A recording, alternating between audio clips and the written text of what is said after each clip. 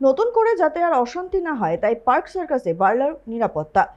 মোতায়েন বিশাল পুলিশ বাহিনী, নামানো হয়েছে র্যাব, আনা হয়েছে জল কামান। তবে যান চলাচল আপাতত স্বাভাবিকই রয়েছে, খুলেছে স্থানীয় দোকানপাটও।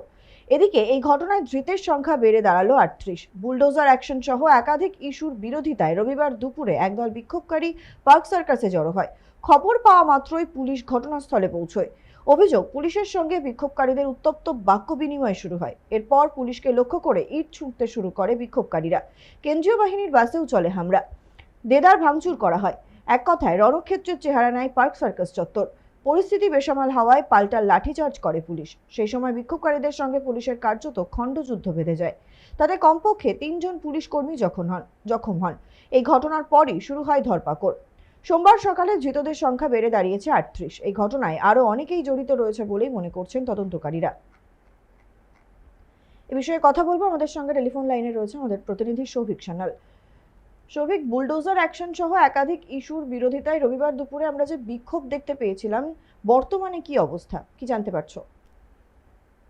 জানিয়ে রাখি যে বেআইনি নির্মাণকে ভাঙাকে কেন্দ্র করে গতকাল রণক্ষেত্র চেয়ারম্যান পার্ক থেকে উচ্ছেদের অভিযানের প্রতিবাদে রাস্তায় অবরোধ চেষ্টা চালায় উত্তেজিত জনতা। পুলিশ বাধা দিতে গেলে শুরু হয় ব্যাপক ইট বৃষ্টি। ভাঙচুর করা হয় পুলিশের গাড়ি, বাস এবং জখম হন একাধিক পুলিশ কর্মী। ঘটনার পর কড়া অ্যাকশন। কলকাতা পুলিশে ইতিমধ্যেই গ্রেপ্তার করা হয়েছে মোট 38 জনকে। অতিরিক্ত সিপি অশেষ বিশ্বাস তিনি কিন্তু জানিয়েছেন যে দোষীদের কাউকে ছাড়া হবে না। গতকাল তুলকালাম কাণ্ডের পর আজ সকাল থেকে থমথমে রয়েছে গোটা পাঁচটাকা এলাকায়। রাস্তাঘাট প্রায় শুনছেন। নতুন করে কোনো অপ্রীতিকর ঘটনা এড়াতে সকাল থেকে এলাকায় চলছে রুট মার্চ এবং কেন্দ্রীয় রয়েছে বিশাল পুলিশ বাহিনী।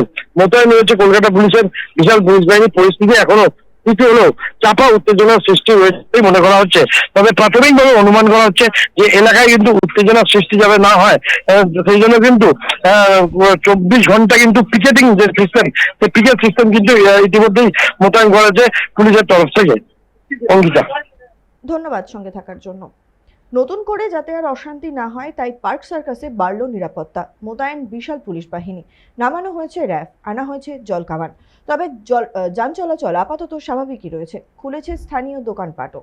এদিকে এই ঘটনায় ধৃতের সংখ্যা বেড়ে দাঁড়ালো 38। বুলডোজার অ্যাকশন সহ একাধিক ইস্যুর বিরোধিতায় রবিবার দুপুরে একদল বিক্ষোভকারী পার্ক সার্কাসে জড়ো হয়। খবর পাওয়া মাত্রই পুলিশ ঘটনাস্থলে পৌঁছয়। অভিযোগ, পুলিশের সঙ্গে বিক্ষোভকারীদের উত্তপ্ত বাক্য বিনিময় শুরু হয়। এরপর পুলিশকে লক্ষ্য করে ইট ছুঁড়তে শুরু করে বিক্ষোভকারীরা। কেন্দ্রীয় বাহিনীর বাসেও চলে হামলা, দেদার ভাঙচুর করা হয়। এক কথায় রণক্ষেত্রের চেহারা নেয় পার্ক সার্কাস চত্বর।